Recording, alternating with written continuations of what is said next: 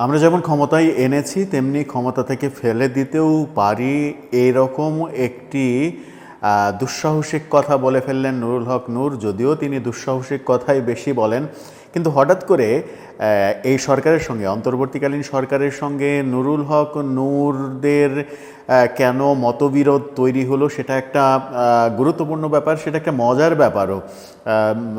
বৈষম্যবিরোধী আন্দোলনের মাধ্যমে যে সরকার আসলো সেই সরকারের পক্ষে নুরুল হক নূর অনেক বড় একটা কণ্ঠস্বর ছিলেন, কিন্তু হঠাৎ করে সরকারের বিপক্ষে এত তীব্র বেগে কথা বললেন কেন, সেই আলোচনাই করব দর্শক এই ভিডিওতে। থাকবেন পলিটিক্স টিভির নিয়মিত আয়োজনে।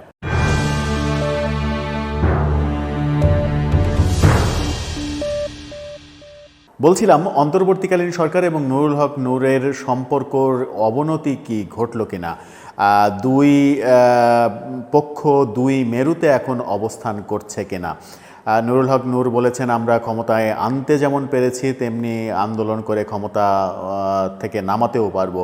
1 মাসের মধ্যে তীব্র আন্দোলন শুরু করব যদি আমাদের কথা না শোনা হয়। এটা বলার সাথে সাথে তিনি এটাও বলেছেন, বৈষম্যবিরোধী ছাত্র আন্দোলন ছাত্রদের প্রতি তিনি বলেছেন যে এখন রাস্তায় নামো, দেখো 1000 মানুষের সাপোর্ট পাও কিনা। যে আন্দোলনের পেছনে বিএনপি এবং জামাতের বড় ভূমিকা ছিল, সেই আন্দোলনে ছাত্ররা একা একাই সমস্ত ক্রেডিট নিতে চায়, যাদের আদতে কোনো জনবল নেই, সেরকম একটা কথা কিন্তু নুরুল হক নূর বলেছেন। ক্রমে যেন বৈষম্যবিরোধী ছাত্র আন্দোলন সেটা যে একটা রাজনৈতিক আন্দোলন ছিল, সেই ব্যাপারটা বহুভাবে খোলাসা করছেন। নুরুল হক নূর যেটা বলেছেন সেটা হচ্ছে, অন্তর্বর্তী সরকারের ভেতরে সুবিধাভোগীরা ঢুকে গেছে বলে তার ধারণা। বলেছেন, ছাত্র জনতার আন্দোলনে বিএনপি ও জামাত ইসলামী অংশ না নিলে এই আন্দোলন সফল হতো না। অর্থাৎ বিএনপি এবং জামাত তাদেরই মূল ভূমিকা, সেটা মূলত বোঝাতে চেয়েছেন তিনি। বলেছেন, ছাত্র জনতার অভ্যুত্থান পরবর্তী রাষ্ট্র সংস্কারে পেশাজীবীদের ভাবনা শীর্ষক এক আলোচনা অনুষ্ঠানে এই মন্তব্যগুলো তিনি করেছেন। নুরুল হক নূর বলেছেন, বর্তমান সরকারের ভেতরে সুবিধাবাদীরা ঢুকে গেছে। এই এনজিও মার্কা সরকার নিয়ে খুব বেশি দূর এগোনো সম্ভব না। আওয়ামী লীগ সরকার পতনের আন্দোলন একদিনে হয়নি। খুবই গুরুত্বপূর্ণ একটা কথা বলেছেন। কয়েক বছর ধরে এর পটভূমি রচিত হয়েছে। 2018 সালের আন্দোলন না হলে 24 সালে এই আন্দোলন হতো কিনা তা নিয়েও সন্দেহ রয়েছে।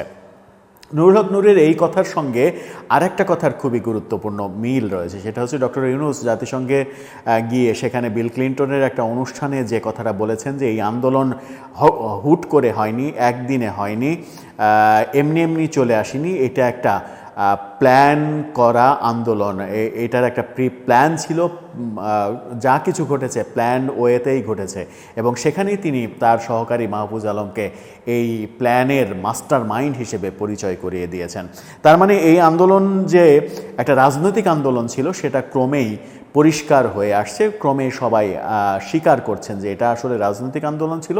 এটা কোটা সংস্কার আন্দোলনের চাইতে এটা সরকার পতনেরই আন্দোলন ছিল। কোটা সংস্কারের ইস্যুটা শুধুমাত্র সামনে ঝুলছিল। আন্দোলনে বিএনপি জামাতের ভূমিকার গুরুত্ব উল্লেখ করে তিনি বলেছেন, এই আন্দোলনের সামনের সারির অনেকেই আমাদের ছাত্র অধিকার পরিষদের ছিল, তাই বলে আমরা তো নিজেদের মাস্টার মাইন্ড দাবি করতে পারি না। এই আন্দোলনে বিএনপি জামাতের অংশগ্রহণ না থাকলে আন্দোলন সফল হতো না। মাস্টার মাইন্ড যখন একজনকে বলা হয়েছে, ডক্টর ইউনূস যখন বলেছেন, তখন এর আগেও একটা ভিডিওতে বলেছি যে উপদেষ্টা নাহিদ মাস্টার মাইন্ডের ব্যাপারটি অস্বীকার করেছেন এবং ডক্টর ইউনূসের সঙ্গে দ্বিমত পোষণ করেছেন। এবার নুরুল হক নূর স্পষ্ট করে বললেন, মাস্টার মাইন্ড যার কথা বলা হচ্ছে তিনি আসলে মাস্টার মাইন্ড না, এটার পেছনে বিএনপি এবং জামাতের মূল ভূমিকা রয়েছে। নুরুল হক নূর বলেছেন, হুট করে নির্বাচন দিলেই বর্তমান পরিস্থিতি স্বাভাবিক হবে না, কারণ অনেকের অনেক ক্ষুধা রয়েছে। ডক্টর ইউনূসের উপর মানুষের আস্থা রয়েছে, কিন্তু আশঙ্কা তার চারপাশের মানুষদের জন্য। চারপাশের মানুষদের বলতে তিনি কাদেরকে বোঝাচ্ছেন? উপদেষ্টা পরিষদকে বোঝাচ্ছেন নাকি অন্য কিছু বোঝাচ্ছেন, এটা একটা বড় বিষয়। পাহাড়ের কথা বলেছেন, পাহাড়ে অসন্তোষ চলছে, সরকার ঠিক মতো তাদের কার্যক্রম চালাতে পারছে না।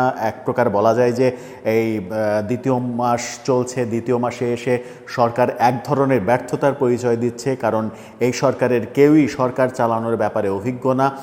বেশিরভাগই এনজিও সরকার, অনেকে আবার এটাকে এনজিও এবং গ্রামীণ ব্যাংক এই দুটোকে মিলিয়ে এনজিও গ্রাম সরকার বলারও ট্রল করার চেষ্টা করেন।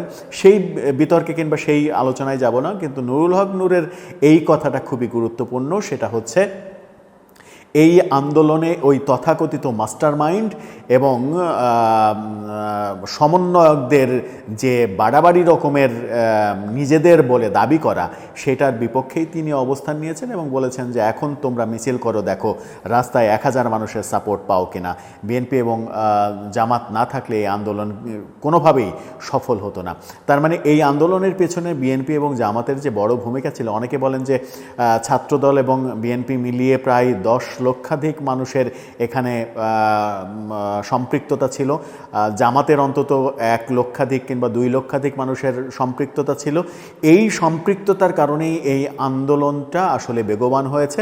ছাত্র আন্দোলনে ছাত্ররা যেভাবে এখন ক্রেডিট নিচ্ছে, কথায় কথায় নিজেদের বলে দাবি করছে, এবং ডক্টর ইউনূসও মাস্টারমাইন্ড হিসেবে একজনকে উপাধি দিয়েছেন, সেইটার পরিষ্কার বিরোধিতা করলেন নুরুল হক নূর। এবং সেটা তিনি একথাও বললেন যে 2 বছর এই সরকার চলুক, কিন্তু এই ফরম্যাটে না। প্রতিটা দল থেকে গুরুত্বপূর্ণ মানুষদের নিয়ে, রাজনৈতিক ব্যক্তিদের নিয়ে একটা সরকার, একটা কাঠামো তৈরি করা হোক, যে কাঠামোটা 2 বছর মেয়াদে একটা সংস্কার কার্যক্রম চালাবে, তারপরে নির্বাচন দেবে। কিন্তু এখন যারা আছে তাদের পক্ষে 2 বছর কন্টিনিউ করা সম্ভব না, একথাও বলেছেন। এই যে কথাগুলো, অর্থাৎ তিনি বর্তমান কাঠামোতে কোনোভাবেই আগানো সম্ভব না সেটা যেমন বলছেন, নিজের অন্তর্ভুক্তি বিষয়ে বলেছেন যে অনেকে বলতে পারেন যে আমি রাজনৈতিক ব্যক্তিদের বলতে নিজের কথা বলেছি। তিনি নিজের প্রসঙ্গে বলেছেন আমাকে ডাকলেও আমি যাব না, এই অস্থায়ী সরকারের অংশ হয়ে তার ব্যর্থতা কিংবা সফলতার ভাগিদার আমি হতে চাই না। আমরা রাজনীতিবিদ, রাজনীতি করতে চাই, কিন্তু এই সরকারে অবশ্যই রাজনীতিবিদদের থাকতে হবে, যারা দক্ষ, যারা নিরপেক্ষ রাজনীতিবিদ, তাদেরকে অন্তর্ভুক্ত করতে হবে। তা না হলে এই সরকার কিন্তু বেশি দিন স্থায়ী হতে পারবে না। আপনার কি তাই মনে হয় যে এই সরকার আসলে পেরে উঠছে না, এখানে রাজনীতিবিদদের অন্তর্ভুক্ত করা উচিত, করে 2 বছর মতো চালালে ভালোভাবে চলতে পারে, নাকি বর্তমান কাঠামো যেভাবে আছে সেভাবেই চলতে পারে, সমস্যা নেই? মতামত জানিয়ে আপনারা লিখতে পারেন আমাদের কমেন্ট বক্সে। আর আপনারা পলিটিক্স টিভিকে যেভাবে সাপোর্ট করছেন, সেই সাপোর্ট আরেকটু করলে আমরা আরও বেশি কৃতজ্ঞ থাকবো আপনাদের প্রতি। আজকের মতো শুভরাত্রি।